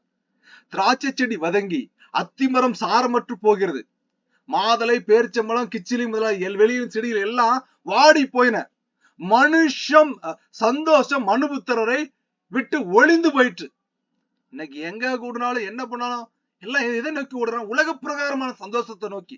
உலக பிரகாரத்துல நல்ல வருமானங்கள் வரணும், உலக பிரகாரமான செல்வங்கள் சேர்க்கணும், உலக பிரகாரமான விஷயங்கள் எங்களுக்கு நன்மையை தரும், சந்தோஷம் தரும்னு அதை நம்பி கர்த்தருடைய வருகையை மறந்து போயிட்டாங்கன்னு யோவேல் முன்னதாக எழுதி வைத்திருக்கிறார். யோவேல் 1:13 சொல்லுது, ஆசாரியர்களே இரட்டொடுத்தி புலம்புங்கள். யாரு? பாஸ்டர்ஸ். ஏன் நீங்க புலம்புங்கயா? பலிபீடத்தின் பலிபீடக்காரரே அலறுங்கள். நீங்க என்ன செய்யணும், என்ன வேலையை செய்யணும்னு மறந்து என்ன தன்னத்தையோ செஞ்சிட்டு இருக்கீங்க. பலிபீடத்துல நிக்கிற தேவ மனுஷா, தேவ மனுஷி, நீ கர்த்தர் விரும்புகிற காரியத்தை விட்டுட்டு உன் இஷ்டத்துக்கு பேசிட்டு இருக்கா. உன் விருப்பத்தை, உன் சுய எண்ணத்தை, உன் சுய திட்டத்தை இந்த உலகத்துல அழிஞ்சு போற காரியத்து மேல நீ திணிச்சுக்கிட்டு இருக்காய. இதற்கா நீ அழைக்கப்பட்டாய். என் தேவனுடைய தொண்டரே, நீங்கள் உள்ளே பிரவேசித்து இரட்டுடுத்தாதவர்களாய் தங்குங்கள். உங்கள் தேவனுடைய ஆலயத்தில் போஜன பலியும் பான பலியும் செலுத்தப்படாமல் நிறுத்தப்பட்டது. ஸ்தோத்திரம். எவ்வளவு நாளைக்கு நீ காணிக்க வாங்குவ? எவ்வளவு நாளைக்கு நீ லௌகரியமா உலக மனுஷனுக்கு முன்பதாக தேவ நாமம் தூசிக்கிற மணிக்கு உன் ஜீவனை இருக்கும்? தேவ மனுஷா, சபைக்காய் வருகிறது வார்த்தை. ஸ்தோத்திரம். மனம் போன வாழ்க்கை வாழ்க்கை அல்ல, மனம் போன வாழ்க்கை வாழ்க்கை அல்ல. நீ உன் மனம் போலபடி போகாத, உன் மாம்சப்படி போகாத. ஸ்தோத்திரம். யோவேல் தீர்க்கதரிசி கொண்டு கர்த்தர் எழுதுகிறார். யோவேல் 1:14 பரிசுத்த உபவாச நாளை நியமியுங்கள், விசேஷித்த ஆசரிப்பை கூறுங்கள், மூப்பரையும் தேசத்தின் எல்லா குடியிலும் உங்கள் தேவனாய கர்த்தரின் ஆலயத்திலே கூடி வர செய்து கர்த்தரை நோக்கி கூப்பிடுங்கள். நீ யாரை நோக்கி கூப்பிட்டு இருக்கா? யாரை நோக்கி கெஞ்சிட்டு இருக்கா? யாரை நோக்கி புலம்பிட்டு இருக்கா? உன் திட்டம் எப்படின்னு உலகத்துல நீ திணிச்சுக்கிட்டு இருந்தா, இதற்காக உனக்கு பலிபீடம் கொடுக்கப்பட்டது, இதற்காக பரிசுத்த அலங்காரம் கொடுக்கப்பட்டுச்சு, இதற்காக அப்போஸ்தலர்கள் மேல பொழிஞ்ச அந்த அந்நிய பாஷைகள் வரங்களும், நோய்களை விரட்டுற வரங்களும், பேய்களை விரட்டுற வரங்களும், எதற்காக உனக்கு மீதும் என் மீதும் தீர்க்க தரித்திர வரங்கள் கொடுக்கப்பட்டது. என் சுகமாக வாழ்க்கைக்காக கொடுக்கப்பட்டுச்சு. கர்த்தர் வருவார், மனம் திரும்புன்னு ஒரு எச்சரிப்பை கொடுக்கிறதானா இந்த பலிபீடத்தை கர்த்தர் நம்ம மேல வச்சார். ஸ்தோத்திரம். யோவேல் 1:11 சொல்லுது, அந்த நாளின் நிமித்தம் ஐயோ, கர்த்தருடைய நாள் சமீபமாயிருக்கிறது, அது சர்வ சங்ககாரம் போல சர்வ வல்லவரத்திலிருந்து வருகிறது. பயம் இல்ல, துணிச்சல், துணிகரமான காரியம். யோவேல் 2:10 சொல்கிறார், அவைகளுக்கு முன்பாக பூமி அதிரும். இயேசு கிறிஸ்து வரும்போது அநேக அடையாளங்கள் தோன்றும். அதான் நீங்க பார்க்க போறோம். வானங்கள் அசையும், சூரியனும் சந்திரனும் இருண்டு போகும், நட்சத்திரங்களும் ஒளி மழுங்கும்.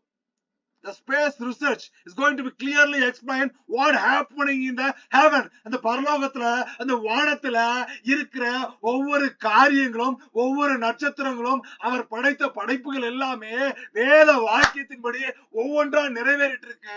இதை எல்லா நாடுகளும் மேல போய் அவ்வளவு பில்லியன் கணக்கில் காசை போட்டு ஸ்பேஸ் ரிசர்ச் பண்ணி, சூரியன்ல இப்படி பிரச்சனை நடந்துட்டு இருக்கு, சந்திரன் இப்படி மாறிட்டு இருக்கு, நட்சத்திரங்களோட லொகேஷன் அப்படி டீலொகேஷன் ஆயிட்டு இருக்கு, நட்சத்திரங்கள் எப்பவும் இருந்தோ கூடிய குறிப்பிட்ட ஆண்டுகளுக்கு அப்புறமா மேல இருந்து விழுவதற்கான வாய்ப்புகள் வந்துட்டு இருக்கு, சூரியன் இருளா மாறிட்டு இருக்கு, சந்திரனுடைய காரியம் இப்படி மாறிட்டு இருக்கு. எல்லாமே கால சூழ்நிலை விதவிதமா இருக்குது. பூமி அதிர்ச்சியில் உண்டாக அநேக காரியங்கள் பூமிக்கு கீழே நடந்துட்டு இருக்கு. ஒளிவ மழை இரண்டாக பிளந்து விட்டதுன்னு அநேக காரியங்களை நமக்கு 5 காசு செலவு இல்லாம வேதத்துல கொடுக்கப்பட்ட மறைபொருள்களை பில்லியன் கணக்குல காசை செலவு பண்ணி அவங்க கண்டுபிடிச்சு சொல்லிட்டு இருக்காங்க. ஸ்தோத்திரம். ஆனா அது எல்லாத்தையுமே தேவன் தீர்க்கதரிசிகளை கொண்டு முன்னதாக உங்களுக்கும் எனக்கும் வெளிப்படையாய் அதை நம்ம கைகளில வேத புஸ்தகமா கொடுத்திருக்கிறார். எவ்வளவு பெரிய ஸ்லாக்கியம் பாருங்க. யோவேல் 2:11 சொல்லுது, கர்த்தர் சமத சேனைக்கு முன்பாக சத்தமிடுவார், அவருடைய பாளையம் மகா பெரியது, அவர் திரள் சேனைகளோடு திரள் தூதர்களோடு வானத்தின் மீது தோண்டுவார், அவருடைய வார்த்தையின்படி செய்கிறதற்கு வல்லமையிலது. கர்த்தருடைய நாள் பெரிதும் மகா பயங்கரமா இருக்கும், அதை சகிக்கிறவன் யார்? அவர் மேல வானத்துல தோண்டும் போதே இந்த பூமியில இருக்க பராக்கிரமசாலி முதல் நடுங்குவானோ, அவர்கள் எல்லாம் குகைக்குள் சென்று ஒளிந்து கொள்வார்களாம். தேவனுடைய சத்தத்தை கேட்டும் எக்கால துணியை கொண்டு நடுங்குவார்களாம். ஏங்க அதுக்கான திட்டம் எல்லாம் போயிட்டு இருக்குங்க உலகத்துல. ஸ்தோத்திரம். அண்டர் கிரவுண்ட் சிட்டின்னு ஒண்ணு கட்டிட்டு இருக்கேன். ஏன்னா அந்த அண்டர் கிரவுண்ட் சிட்டிக்குள்ள எவ்வளவு பெரிய சீட்டங்கள் வந்தாலும் அழிந்து போகாம உள்ள போய் இருந்துக்கலாம், பதுங்கிக்கலாம்னு சொல்லிட்டு அந்த மாதிரி டெக்னாலஜிஸ் எல்லாம் பண்ணிட்டு இருக்கான். நீ எங்க போனாலும் ஓடி ஒன்னும் தப்பிக்க முடியாது. அவருடைய வருகைக்கு முன்பதாக எவனும் ஒண்ணுமே தப்பிக்க முடியாது. அவருடைய வருகையை சகிக்கிறவன் யார் என்று யோவேல் தீர்க்கதரிசி சொல்லுகிறார். யோவேல் 2:12 சொல்லுது, ஆதலால் நீங்கள் இப்பொழுதே, எப்போ? நாளைக்கு இல்லைங்க, இமிடியட்லி, ரைட் நவ், ஸ்தோத்திரம், இப்பொழுதே உபவாசத்தோடும் அழுகையோடும் புலம்பலோடும் உங்கள் முழு இருதயத்தோடும் என்னிடத்து திரும்புங்கள் என்று கர்த்தர் சொல்லுகிறார். அந்த நாள் வர்றதுக்கு முன்னதாக திருந்திரு. அந்த நாள் வர்றதுக்கு முன்னதாக உன் இருதயத்தை கர்த்தருக்கு கொடுத்து அவர் பக்கமா வந்துரு. காசை கொடுத்து பணத்தை கொடுத்தாலும் வாங்க முடியாது. என் கர்த்தர் பிச்சைக்கார கடவுள் கிடையாது. என் கர்த்தர் சகலத்தையும் படைத்தவர். அவருக்கு முன்பதாக எல்லாமே வெறுமையும் வெட்டவெளியும் நிர்வாணமுமா இருக்கிறது. அவர் கேட்கிறது, மகனே உன் இருதயத்தை கொடு, உன் இருதயத்தை எனக்கு திறந்து கொடு, உன் முழு இருதயத்தை என்கிட்ட கொடு. உலகம் எதை பார்க்கணும்? ஆள் அழகா இருக்காங்களா, அப்படி சிவப்பா இருக்காங்களா, இப்படி இருக்காங்களா, ட்ரெஸ்ஸிங் இப்படி பண்றாங்களா, இவங்க இவ்வளவு பணம் வச்சிருக்காங்க, உலகம் அழிஞ்சு போற காரியத்து மேல ஆசை வைக்கும். என் தேவன் அவர் படைத்த உன் முழு இருதயமும் உன் முழு ஆத்மாவும் உன் முழு மனதோடு என்னிடத்தில் அன்பு உருவாயாக என்றே கேட்கிறது என்று வேதம் எதையுமே கேட்கலாங்க. 2:13 வாட்சி பாத்தீங்கன்னா, நீங்கள் உங்கள் வஸ்திரங்களை அல்ல உங்கள் இருதயங்களை கிழித்து உங்கள் தேவனாகிய கர்த்தரிடத்து திரும்புங்கள். அவர் இரக்கமும் மன உருக்கமும் நீடிய சாந்தமும் மிகுந்த கிருபையும் உள்ளவர். அவர் தீங்குக்கு மனஸ்தாபப்படுகிறவராயிருக்கிறார். நினிவேயை அழிக்கிறதுக்கு யோனாவை அனுப்புனாரு. ஆனா அவன் போய் என்ன பண்ணிட்டான்? வேற இடத்துக்கு போகும்போது அவன் மீன் வயிற்றுல டிராவல் பண்ண வேண்டியது ஒரு அடையாளம். ஏன்னா இது போல யோனாவுக்கு கொடுக்கப்பட்ட அடையாளம்னா, இது போல் இயேசு கிறிஸ்துவானவரும் மரித்து 3 நாள் கல்லறையில அடக்கம் பண்ணியிருப்பார், பின்பு உயிரோடு எழுந்திருப்பார் என்று யோனாவை கொண்டு முன்பதாக எச்சரிக்கப்பட்ட ஒரு வார்த்தை தான் இங்க இயேசு கிறிஸ்து வாழ்க்கையில நிறைவேறுச்சு. பழைய ஏற்பாட்டுல நடந்த எல்லா சம்பவமே இயேசு கிறிஸ்து வருகிறதையும் அவருடைய பிறப்பையும் குறித்து, அவர் மரிப்பையும் குறித்து, அவருடைய 2ஆம் வருகையை குறித்தும் தீர்க்க தரிசனங்களை கொண்டு அவர் பிறப்பதற்கு முன்பதாகவே எழுதப்பட்ட வாக்கு தத்தங்கள் நிறைவேறி கொண்டிருக்கிறது. தேவ பிள்ளைகளை, ஸ்தோத்திரம். புத்தகம் 24ஆம் அதிகாரத்துல ஒரு குறிப்பிட்ட அதிகாரத்தை வசனத்தை பார்த்துட்டு அது தொடர்ச்சியா நம்ம அடுத்த வாரம் பார்க்கலாம். மத்தேயு 24:3 சொல்லுது, அவர் ஒளிவு மலையில போய் உட்கார்ந்துட்டு சீசர்லாம் இடத்துல வந்துட்டாங்க, கேக்குறாங்க, இவையெல்லாம் எப்போது சம்பவிக்கும்? உடைய வருகைக்கும் உலகத்தின் முடிவுக்கும் அடையாளம் என்ன? எங்களுக்கு சொல்ல வேண்டும் என்றார்கள். இந்த 12 சீஷர்களும் இயேசு கிறிஸ்துவர் ஒளிவு மலைக்கு எதுக்கு போனார்னா, அவர் தனித்து ஜெபிப்பதை ஒரு வழக்கமாக கொண்டிருந்தார். சோ அவர் ஒளிவு மலைக்கு போன உடனே அவரை சுத்தி 12 சீடர்கள் வந்துட்டாங்க. நீர் எப்பொழுது வருவீர்? இந்த அடையாளம் எப்போ சம்பவிக்கும்? இது எல்லாத்தையும் எனக்கு சொல்லுங்கன்னு கர்த்தருடைய வருகையை குறித்து இயேசு கிறிஸ்துட்ட உயிரோடு இருக்கும் போதே சீஷர்கள் கேட்கிறாங்க சில கேள்விகளை. இயேசு கிறிஸ்து சீஷர்களுக்கு சொல்ற ஒரு வார்த்தை என்னன்னா, அவர்களுக்கு ஒருவனும் உங்களை வஞ்சியாதபடிக்கு எச்சரிக்கையா இருங்கள். Take heed that no man deceive you. யாரும் உங்களை வஞ்சிக்காதபடிக்கு எச்சரிக்கையா இருங்க. மத்தேயு 24:5 சொல்லுது, ஏனெனில் அநேகர் வந்து என் நாமத்தை தரித்து கொண்டு நானே கிறிஸ்து என்று சொல்லி அநேகரை வஞ்சிப்பார்கள். இந்த சம்பவம் நடந்திருக்குங்க, இன்னும் நடந்துட்டு இருக்குங்க. இயேசு கிறிஸ்து இங்க இருக்கிறார், நான் தான் கிறிஸ்துன்னு சொல்லிட்டு புதுசு புதுசா நிறைய பேர் வந்துட்டே இருக்காங்க. பைபிள் நம்ம வேதத்தை நான் ஒழுங்கா வாசிக்கல, தேவ அன்பை புரிஞ்சுக்கலன்னா நாமும் அந்த கூட்டத்துல போய் விழுந்து நம்ம அழிவை நம்மளே தேடிக்குவோம். அநேகரை வஞ்சிப்பார்கள். மத்தேயு 24:6 இயேசு கிறிஸ்துவான சொல்லுகிறார், யுத்தங்களையும் யுத்தங்களின் செய்திகளையும் கேள்விப்படுவீர்கள், கலங்காதபடி எச்சரிக்கையா இருங்கள். இவைகளெல்லாம் சம்பவிக்க வேண்டியதே, ஆனாலும் முடிவு உடனே வராது. இப்ப நம்ம காலத்துலயும் பார்த்துட்டு இருக்கோம், ஒவ்வொரு நாட்டுக்கு விரோதமா ஒவ்வொரு நாடு போயிட்டு இருக்கு, யுத்தங்கள் போயிட்டு இருக்கு. இஸ்ரேலுக்கும் பாலஸ்தீனத்துக்கும் அந்த ஹமாஸ் இஸ்லா அவங்களுக்குள்ள ஒரு யுத்தம் போயிட்டு இருக்கு. இந்த சைடு ரஷ்யாவுக்கும் உக்ரைனுக்குள்ள யுத்தம் போயிட்டு இருக்கு. இப்ப நான் வசிக்கக்கூடிய சவுத் கொரியாவும் நார்த் கொரியாவுக்கும் அடிக்கடி சின்ன சின்ன வார்கள் போயிட்டு தான் இருக்கும். நம்ம இந்தியாவுக்கும் பாகிஸ்தானுக்கும் சில வார்கள் போய்கிட்டு தான் இருக்கும். அது போக அமெரிக்காவுக்கும் அங்கிட்டு பக்கத்துல இருக்க ஒரு நாடுகளுக்கும் சில வார்கள் போயிட்டு தான் இருக்கு. வசனம் என்னைக்கும் போய் சொல்லாது தேவ பிள்ளைகளே, அது சத்தியமானது, அது சத்தியத்தை தான் பேசக்கூடியது. அதில் எழுதப்பட்டிருக்கிற முத்துக்களான பொன் வார்த்தைகள் எல்லாம் நடந்து கொண்டிருக்கிறது. உலகத்தில் ஏதோ ஒரு மூலையில சம்பவிச்சு கொண்டிருக்கிறது. யுத்தங்களையும் யுத்தங்களின் செய்திகளையும் கேள்விப்படுவீர்கள், கலங்காதபடிக்கு எச்சரிக்கையா இருங்கள். ஸ்தோத்திரம். மத்தேயு 24:7 சொல்லாது, ஜனத்துக்கு விரோதமாய் ஜனமும் ராஜ்யத்துக்கு விரோதமாய் ராஜ்யமும் எழும்பும். ஒரு நாட்டுக்கு விரோதமா இன்னொரு நாடும், இன்னொரு நாட்டுக்கு விரோதமா இன்னொரு நாடும் எழும்பி சண்டையை போடும். பஞ்சங்களும் கொள்ளை நோய்களும் பூமி அதிர்ச்சிகளும் பல இடங்களில் உண்டாகும். நடந்துட்டு இருக்குங்க பஞ்சம். நம்ம வசிக்கக்கூடிய நாட்டுல பஞ்சம் இல்ல. சில நாடுகள் உணவு இல்லாம பற்றாக்குறைய பஞ்சமா தான் இருக்கிறாங்க. கொள்ளை நோய்கள், கொரோனா மாத்திரம் கிடையாது, தீர்க்கதரிசிகள் மூலமா வார்த்தை வந்துட்டு இருக்கு. அடுத்தடுத்த புதிய புதிய நோய்களை மனுஷன் பரப்ப போகிறான். வசனம் முன்னாடியே சொல்லிச்சு, கொள்ளை நோய்கள் வரும். எர்த்குவைக், பூமி அதிர்ச்சிகளும் பல இடங்களில் உண்டாகும். ஸ்தோத்திரம். இதெல்லாம் சம்பவிக்கும். இவைகள் எல்லாம் மத்தேயு 24:8 இயேசு கிறிஸ்து சொல்றார், இவைகள் எல்லாம் வேதனைகளுக்கு ஆரம்பம். All these are the beginning of sorrows. வேதனைகளுக்கான ஆரம்பம் தான். அதுக்கப்புறம் அடுத்து இதுவரைக்கும் நடந்த சம்பவங்கள்லாம் பெருசா நம்ம கான்சென்ட்ரேட் பண்ணல. இதுவரைக்கும் சொல்லப்பட்ட விஷயங்களுக்கெல்லாம் நம்ம பெருசா ரிஃப்ளெக்ட் பண்ணல. ஏன்னா அது நடக்கும்னு சொல்லியிருக்கிறார். அதுக்கப்புறமா நடக்கப்படுகிற விஷயத்த இயேசு கிறிஸ்து சொல்கிறார், உங்கள் காதுகளையும் உங்கள் சிந்தனைகளையும் கொஞ்சம் இங்க செலுத்தி கேளுங்க. இனி ஒரு 10-15 நிமிடத்துல கர்த்தருடைய வார்த்தையை நம்ம முடிக்க பார்ப்போம். மத்தேயு 24:9 சொல்லுது, அப்பொழுது உங்களை உபத்திரவங்களுக்கு ஒப்பு கொடுத்து உங்களை கொலை செய்வார்கள். யார? இயேசு கிறிஸ்துவை சொந்த ரட்சகரா ஏற்றுக்கொண்டுட்டோம். இயேசுதான் எனக்கு கடவுள் சொல்லிட்டோம்னா நம்மள என்ன பண்ணுவாங்களா? டார்ச்சர் பண்ணுவான், நம்மள தொந்தரவு பண்ணுவான், நம்மளுக்கு எல்லா கஷ்டத்தையும் கொடுப்பான், நம்மள கொலையும் செய்வாங்க. அது மாத்திரம் கிடையாது. இயேசு கிறிஸ்து சொல்றாரு, என் நாமத்து நிமித்தம் நீங்க சகல ஜனங்களாலும் பகைக்கப்படுவீர்கள். Those who are Christianity, they are hated from all the nation. எல்லா நாடுகளும் கிறிஸ்தவர்களை புறக்கணிக்க ஆரம்பிக்கும். வசனம் என்னைக்கும் போய் சொல்லாது, நடக்கும். அதான் மறைபொருளா சொல்லப்பட்டிருக்கு.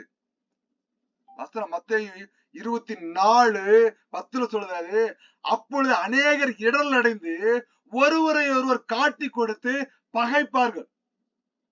எப்படி காட்டி கொடுப்பான்? இவன் ஏசப்பாவை கும்பிடுதான், இவனை தூக்கிட்டு போய் என்ன பையங்க அடிச்சு கொன்றுங்க. கணவனுக்கு விரோதமாய் மனைவியும், மனைவிக்கு விரோதமாய் கணவனும், மாமியாருக்கு விரோதமாய் மருமகளும், மருமகளுக்கு விரோதமாய் மாமியாரும், பிள்ளைகளுக்கு விரோதமாய் பெற்றோரும், பெற்றோருக்கு விரோதமாய் பிள்ளைகளும் எழும்பி ஒருத்தர் மாட்டி காட்டி கொடுத்துருவாங்க. 24:11 சொல்லுது, அநேகம் கள்ள தீர்க்கதரிசிகளும் எழும்பி அநேகரை வஞ்சிப்பார்கள். 24:12 சொல்லுது, அக்கிரமம் மிகுதியாவதனால அநேகருடைய அன்பு தணிந்து வரும். முடிவு வரிந்தம் நிலை நிற்கவர்கள் ரட்சிக்கப்படுவார். மத்தேயு 24:14 இயேசு சொல்றார், ராஜ்யத்தினுடைய இந்த சுவிசேஷம் உலகம் எங்குள்ள சகல ஜாதிகளுக்கும் சாட்சியாக பிரசங்கிக்கப்படும். என்னைக்கு இயேசு கிறிஸ்து பத்தி எல்லாத்தையும் பிறந்த குழந்தைகள் எல்லாருக்கும் இயேசுனா யாருன்னு தெரியும், அப்ப முடிவு வரும் சொல்றார். இப்ப கர்த்தருடைய வருகை தாமதிக்கிறதுக்கு காரணம் என்னன்னா, தெரிந்து கொள்ளப்பட்டவர்களும் இயேசு கிட்ட ஜெபிக்கிறவர்களும் அதை தாண்டி எல்லாருக்கும் சுவிசேஷம் அறிவிக்கப்படாதது நிமித்தமா. இயேசு ரட்சகர், இயேசு உங்க பாத்துக்க என்ன பாத்துக்க பிறந்திருக்கிறார், அவர் பிறந்து மரித்து உயிரோடு எழுந்து போயிட்டாரு, அவர் திரும்ப வரப்போறாரு, நியாயாதிபதியா வரப்போறாரு. இந்த சுவிசேஷத்தை சொல்லி நீங்க மனம் திரும்புங்க, உங்க பாவத்தை விட்டு இயேசு பக்கத்துல வந்துருங்க. நீ என்ன பாவம் பண்ணிருக்கலாம், என்ன அயோக்கியத்தை பண்ணிருக்கலாம், ஒருத்தர் கொலை கூட செஞ்சிருக்கலாம், கவலைப்படாத, எல்லாத்தையும் விட்டுட்டு இயேசு பக்கத்துல வந்துரு. இயேசு கிறிஸ்து சொல்லுகிறாரு, நான் வருகிற நாள் மழை காலத்திலேயாவது வெயில் காலத்துல ஓய்வு நாளாவது சம்பாதிக்காம வேண்டிக் கொள்ளுங்கப்பா. மத்தேயு 24:20 சொல்லாது, ஏனெனில் உலகம் உண்டாதது முதல் இதுவரைக்கும் சம்பவித்திராததும் இனிமேலும் சம்பவிதமான மிகுந்த உபத்திரவம் அப்பொழுது உண்டாயிருக்கும். அந்நாட்கள் குறைக்கப்படாதிருந்தால் ஒருவனாயும் தப்பி போவதில்லை. தெரிந்து கொள்ளப்பட்ட நிமித்தமே அந்த நாட்கள் குறைக்கப்படுகிறது. இயேசு கிறிஸ்து வரதுக்கு காலதாமதம் ஏன்னு கேட்டீங்கன்னா நீங்களும் நானும் தான். நம்ம தேவன்ட்ட அழுதுட்டு இருக்கோம், இச்சப்பா இந்த கொஞ்சம் காலங்கள் கொடுங்கப்பா, என் சொந்தக்காரன் திரும்பிட்டுப்பா, என் அண்ணன் திருந்திருந்துப்பா, என் அண்ணி திருந்திட்டுப்பா, என் அக்கா திருந்திட்டுப்பா, என் சித்தப்பா திருந்திருப்பா, என் சித்தி திருந்திட்டுப்பா, என் மாமா திருந்திட்டுப்பா, என் அத்தை திருந்திட்டுப்பா, எல்லாம் ஏசு கடவுள் ஏத்துட்டு உன் புலாதபடியில உட்காந்து அழுது ஜெபிக்கட்டும்பா, அவங்க மனம் திரும்புவதற்காக கொஞ்சம் காலதாமதம் கொடுங்கன்னு நம்ம கேட்கிற அந்த சின்ன பிரேயர் நிமித்தமா கர்த்தர் வருகை தாமதிக்குதுங்க. மத்தேயு 24:23 இயேசு கிறிஸ்து சொல்கிறாரு, இயேசு இங்க இருக்கிறார் அங்க இருக்கிறார் எவனாயிலும் சொன்னா நம்பாதிருங்க. he is not giving the respect to the devil spirit. இன்னைக்கு நிறைய பேர் என்ன சொல்றான்னா, இவர் ஊழியம் பண்றார் அப்படி பண்றார், ஆனா என்னன்னா இப்படி போய் பேசுறாரு, அவன் இவன் சொல்றாரு. வாசனம் அப்படித்தான் நமக்கு போதிச்சிருக்கு தேவ பிள்ளைய. பிசாசின் பிள்ளைகளை அவன் தான் நீ சொல்லணும். பிசாசுக்கு போய் நின்று வாங்க பிசாசே, உட்காருங்க பிசாசே, சாப்பிடுங்க பிசாசே, இந்த மனுஷனை விட்டு போயிங்க பிசாசுன்னு சொல்லக்கூடாது. இயேசுவின் நாமத்தால இவனை விட்டு நீ போயிரு. அசுத்த ஆவியே, இயேசுவின் நாமத்தால கட்டளை கொடுக்க இந்த குடும்பத்தை விட்டு ஓடிப்போ. கட்டுகிற ஆவியே வெளியே. அதிகாரத்தோடு பேச வேண்டும். பிசாசு போய் கொஞ்சம் பேசணும் வசனம் சொல்லுங்க. பிசாஸ் அந்த மனுஷனை நம்ம குறை சொல்ல, அந்த மனுஷன் பெரிய ஆளா இருக்கலாம், ஆனா அவனுக்குள்ள இருக்கிற அசுத்த ஆவிகளை தான் நம்ம அவன் இவனு பேசுறவ தவிர அந்த உயர்ந்த மனிதர் ஏஜானவருக்கு கிடையாது. அவனுக்குள்ள இருக்கிற ஆவிக்கு தெரியும், நமக்கு தெரியும் தானே.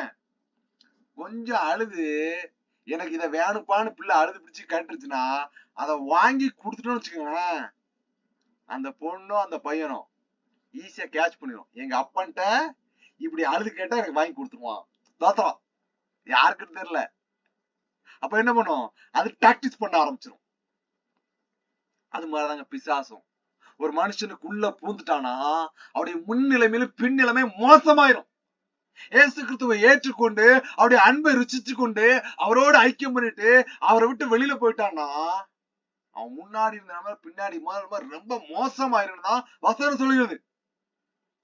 24 சொல்லுது, ஏனெனில் கள்ள கிறிஸ்துக்களும் கள்ள தீர்க்கதரிசிகளும் எழும்பி கூடுமானால் தெரிந்து கொள்ளப்பட்டவர்களையும் வஞ்சிக்கத்தக்கதாக பெரிய அடையாளங்களையும் அற்புதங்களையும் செய்வார்கள். இன்னைக்கு கூட்டம் எங்க ஓடுது?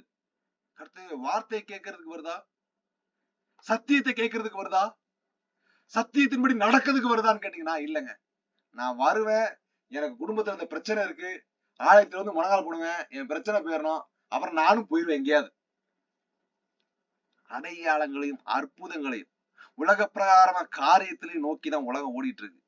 தேவன் என்ன சொல்றானா, அப்படிப்பட்ட காரியத்துக்கு போயிடாத, அப்படிப்பட்ட விஷயத்துக்கு நீ போயிடாத மகனே, அப்படிப்பட்ட விஷயத்துக்கு போயிடாத மகளே. தேவ மனுஷா, தேவ மனுஷி, அதற்காக அழைக்கப்பட்டவரை நீங்கள் அல்ல. இயேசு கிறிஸ்து சொல்கிறார், இதோ முன்னதாக உங்களுக்கு அறிவித்திருக்கிறேன். 24:26 சொல்றாரு, வனாந்தரத்தில் இருக்கிறார் என்று சொல்வார், ஆனா அங்கேயும் புறப்படாதீர்கள்.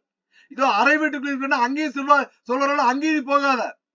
கர்த்தருடைய வருகை எப்படி இருக்குன்னா, மின்னல் கிழக்கு இருந்து, மத்தேயு 24:27 சொல்லுது, மின்னல் கிழக்கிலிருந்து தோன்றி மேற்கு வரைக்கும் பிரகாசிக்கிறது போல மனுஷகுமாருடைய வருகையும் இருக்கும். இயேசு கிறிஸ்து வருமானம் போது அது வெளிச்சம் என்ன பண்ணுச்சு, மின்னல் என்ன பண்ணா ஒரு 2 செகண்ட் வந்துட்டு போயிடும். ஆனா இயேசு கிறிஸ்து வர சொன்ன இல்ல, அப்படியே பிரகாசமா மின்னல் அப்படியே நின்றுகிட்டு இருக்கும், பிரகாசமா எரிஞ்சுக்கிட்டு இருக்கும்.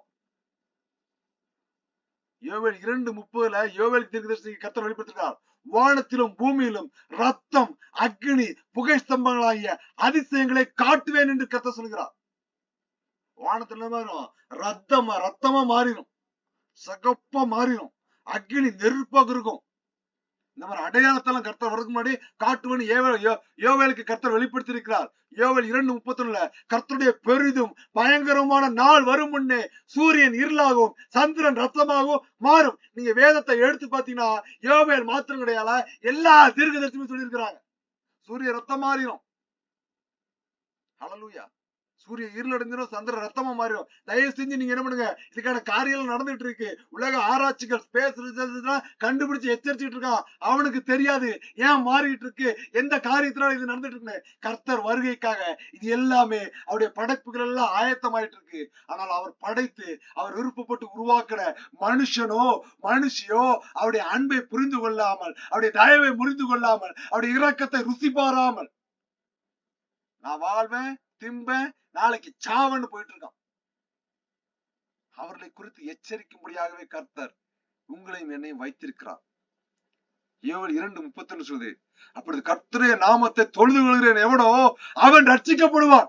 கர்த்தர் சொன்னபடி சீயோன் பர்வதத்திலும் எருசலேமிலும் கர்த்தர் வரவழைக்கும் மீதியாயிருப்பிடத்திலும் ரட்சிப்பு உண்டாயிருக்கும். மத்தேயு 24:29 சொல்லுது. இன்னொரு எக்ஸ்ட்ரா ஒரு 5 நிமிடம் எடுத்துக்கொள்வோம். அந்நாட்கள் உபத்திரவம் முடிந்த உடனே இயேசு கிறிஸ்துவே சொல்லுகிறார், யோவேல் தீர்க்கதரிசி சொல்லியிருக்கிறார், ஏசாயா தீர்க்கதரிசி சொல்லியிருக்கிறார், இந்த அநேக தீர்க்கதரிசிகளுக்கு என்ன நடக்கும் சொல்லி முடிச்சுட்டு இயேசு கிறிஸ்துவானவரே அந்த வார்த்தையை கன்ஃபர்மேஷன் பண்றாரு. அந்நாட்கள் உபத்திரவம் முடிந்த உடனே இந்த தொந்தரவு இயேசு கிறிஸ்துவை ஏற்றுக்கொண்டவனெல்லாம் ரத்த சாட்சியா மறிச்சதுக்கு அப்புறமா சூரியன் அந்தகாரப்படும், சந்திரன் ஒளியை கொடாதிருக்கும், நட்சத்திரங்களும் வானத்திலிருந்து விடும், வானத்தின் சத்துவங்கள் எல்லாம் அசைக்கப்படும். உலகம் கிடையாதுங்க, வானமே ஷேக் ஆகும். வானம் ஷேக்காச்சு என்ன பண்ணும்? அவன் விரித்து வைத்திருந்த நட்சத்திரங்கள்லாம் மேல இருந்து கீழே விழும். எவ்வளவு நட்சத்திரங்கள் கேட்டீங்கன்னா அதெல்லாம் பில்லியன் கணக்குல எனக்கு எண்ணவே முடியாது. அவ்வளவு நட்சத்திரமும் பூமி மேல வருதுன்னா பூமி நாஸ்தி. ஒரே ஒரு விண்கல் பூமிக்கு தான் வருதுன்னா இங்க இருக்கிற சயின்டிஸ்ட்ல இருந்து மனுஷன்ல இருந்து இந்த விண்கல் மேல விழுந்துருமோ, ஏதாவது நிலத்து பகுதியில விழுந்துருமோன்னு நடுங்கிறாங்க. ஒரு விண்கல் விழுந்தாலே சோழி சுத்தம். அவ்வளவு நட்சத்திரம் விழுந்தா கர்த்தருடைய வருகை நாளுக்கு வர்றதுக்கு முன்பதாக பூமி எப்படின்னா ஏவேல் கர்த்தர் வெளிப்படுத்திட்டா ஏதேன் தோட்டத்தை போல இருக்கும். அவர் வந்துட்டு போனதுக்கு அப்புறம் எப்படி கேட்டீங்கன்னா சர்வ சம்காரமாயி எல்லாம் நிஷ்டூரமாயி பாலைவனம் போல எல்லாம் அழிஞ்சு காணப்படுமா. மத்தேயு 24:30 அப்பொழுது மனுஷகுமாருடைய அடையாளம் வானத்தில் காணப்படும். என்ன அடையாளம்? யோவேல் சொல்லிட்டார், அக்னிமயமாய் ரத்தகமாய் கிழக்குல இருந்து மேற்கு வரைக்கும் அந்த இடி மின்னல் மாதிரி மின்னல் அப்படியே மின்னிக்கிட்டு இருக்கும். எக்கால சத்தத்தை அடிக்கும். எக்கால சத்தத்தை கேட்க முடியாம பலசாலி முதலாய் நடுங்கி பயந்து பயணிப்பான். கண்கள் யாவும் அவரை காணும். இன்னும் தெளிவா வசனம் சொல்லுகிறது, அவரை குத்தினவர்களும் மரித்தவரு எழுந்திருந்து அவரை காண்பார்கள். இவரே இயேசு, இவரே ரட்சகர், இவரைத்தான் நாங்க கொண்டோம் அப்படின்னு அவரை குறித்து அநேக சாட்சி கொடுப்பார்கள் வேதம் சொல்லுகிறது. அப்பொழுது மனுஷகுமாரன் வல்லமையோடும் மிகுந்த மகிமையோடும் வானத்தின் மேகங்கள் மேல் வருகிறதை பூமியில சகல கோத்திரத்தாரும் கண்டு புலம்புவார்கள். ஒரு கோத்திரத்தார் கிடையாது, எல்லா ஜாதிக்காரனும் எல்லா மதத்துக்காரனும். ஐயோ போதகத்தை சொன்னாங்களே, ஏசு வருவான்னு சொன்னானே, நான் கேட்காம போயிட்டானே, நெஞ்சில மாட்டி புலம்புவோம். நான் புத்திய கேட்காம போயிட்டேனே, என் இஷ்டத்துக்கு கல்லையும் மண்ணையும் கும்பிட்டுட்டேனே, எது சத்தியம் அருவி கட்டாத கண்ணு என கட்டினமானிக்கு என் இஷ்டத்துக்கு போயிட்டேனே புலம்புவான். அப்பம் புலம்பி ஒரு புண்ணியம் கிடையாது. இப்பவுமே புலம்புங்க. உங்க வஸ்திரத்தை கல்ல ராஜாக்கெல்லாம் என்ன பண்ணுவாங்கன்னா அந்த காலகட்டத்துல ஏதாவது தப்பு பண்ணிட்டாங்கன்னா சட்டைய வஸ்திரத்தை கிழிச்சிட்டு நான் தப்பு பண்ணிட்டேன்னு அழுது புலம்புவாங்க. அப்பதான் அந்த காலகட்டத்துல தீர்க்க சொல்லுவாங்க, எப்ப உன் வஸ்திரத்தை கிழிச்சிட்டு அழாத, உன் வஸ்திரத்தை கிழிச்சு போட்டு இன்னொரு வஸ்திரம் வாங்கிக்கலாம். கர்த்தர் உன் இருதய கீறுதலத்தான், உன் இருதய அழுகைத்தான் அவர் பார்க்கிறவரா இருக்கிறார். நறுங்குண்டதுமான இருதயத்தை அவர் புறக்கணியார். இயேசு கிறிஸ்து வரும்போது இயேசு கிறிஸ்துவானவரே சொல்றார், மத்தேயு 24:31 வலுவாய் துணிக்கும் எக்கால சத்தத்தோட அவர் தமது தூதர்களை அனுப்புவார். முதல்ல இயேசு கிறிஸ்துவா தூதர் அனுப்புவார். அவர்கள் என்ன பண்ணாங்கன்னா இயேசு கிறிஸ்துவால தெரிந்து கொள்ளப்பட்டவர்களா வானத்தின் ஒரு முனையில இருந்து மறுமுனை மேற்கொண்ட 4 திசையில வடக்கிலும் கிழக்கிலும் மேற்கும் தெற்கிலும் இருக்கிற எல்லாத்தையும் கூட்டி சேர்ப்பாங்களாம். இயேசு கிறிஸ்து சொல்லுகிறாரு, அத்திமரத்துல ஒரு உண்மையை கற்றுக்கொள்ளுங்க. அதுல ஒரு இளங்களை தோண்டி துளிர் விடும்போது வசந்த காலம் வந்துருச்சுன்னு அறிகிறீங்களே, அப்படி போலவே இவையெல்லாம் உங்களுக்கு காணும் போது அவர் சமீபமாய் வாசலர்களே வந்திருக்கிறார் என்று அறிந்து கொள்ளுங்கள். சூரிய ரத்தமா சந்திரன் ரத்தமா மாறிட்டு இருக்கு, சூரியன் இந்த மாதிரி சேஞ்சஸ் நடந்துட்டு இருக்குன்னு சயின்டிஸ்ட் சொல்லிட்டு இருக்கான். ஏன் சொல்லிட்டு இருக்கேன்? நம்ம எல்லாம் மனம் திரும்பி ஏசப்பா பக்கம் வந்துடணும் தான். அதைத்தான் இயேசு கிறிஸ்துவ சொல்லுறாரு. இதெல்லாம் சம்பவிக்கணும் உங்களுக்கு சொல்லும் போதே இயேசு கிறிஸ்துவாராகிய நான் ராஜாதி ராஜாவாய் நியாயம் தீர்க்கிறவராய் வாசல் அண்டையில வந்துட்டேன். இதெல்லாம் சம்பவிக்கும் முன்னே இந்த சந்ததி ஒளிந்து போகாது என்று மெய்யாகவே உங்களுக்கு சொல்லுகிறேன். ஹல்லேலூயா, ஸ்தோத்திரம். கர்த்தர் சொல்லுகிறது என்னன்னா, இப்பொழுதே திரும்புங்க, இதுதான் சமீபம், இதுதான் காலம். இதற்காகத்தான் கர்த்தர் உங்களை என்னை படைத்திருக்கிறார். ஜெபம் முடிக்க போகிறோம். சொர்க்கீக பிதாவே, இந்த நல்ல ஒரு இரவு வேளைக்காக உம்மை துதிக்கிறோம், மகிமைப்படுத்துகிறோம் தகப்பனே. உடைய வருகையை குறித்தும் ராஜ்யத்தை குறித்தும் நாங்கள் முழு மனதோடு இருந்தோம் தகப்பனே. நாங்க என் உற்றார்ட்ட, என் உறவினர்கிட்ட, என் நண்பன்கிட்ட, எனக்கு விருப்பமானவங்களுக்கு நான் உங்களை பத்தி சொல்லுவோம்பான்னு ஒரு பொருத்தனையோடு இந்த கூடிய நாங்கள் முடிக்கிறோம் தகப்பனே. நீரே காரியத்தை நடத்துங்க. ரத்த கோட்டைகளை மூடி மறைத்துக் கொள்ளுங்க. பிதா குமாரன் பரிசுத்த ஆவியின் நாமத்தினால் ஜெபங்கேளும் ஜீவனுள்ள எங்கள் பரம தகப்பனே, ஆமேன். என் ஆத்மாவே கர்த்தரை ஸ்தோத்திரி, என் முழுமை பரிசுத்த நாமத்தை ஸ்தோத்திரி. என் ஆத்மாவே கர்த்தரை ஸ்தோத்திரி, கர்த்தர் செய்த சகல உபகாரம் மறவாதே. ஆமேன், ஆமேன், ஆமேன், ஆமேன். ஸ்தோத்திரம். கர்த்தராகிய இயேசு கிறிஸ்துவின் நாமத்தினாலே வந்திருக்க ஒவ்வொருக்கும் வாழ்த்தை சொல்லிக் கொள்கிறேன்.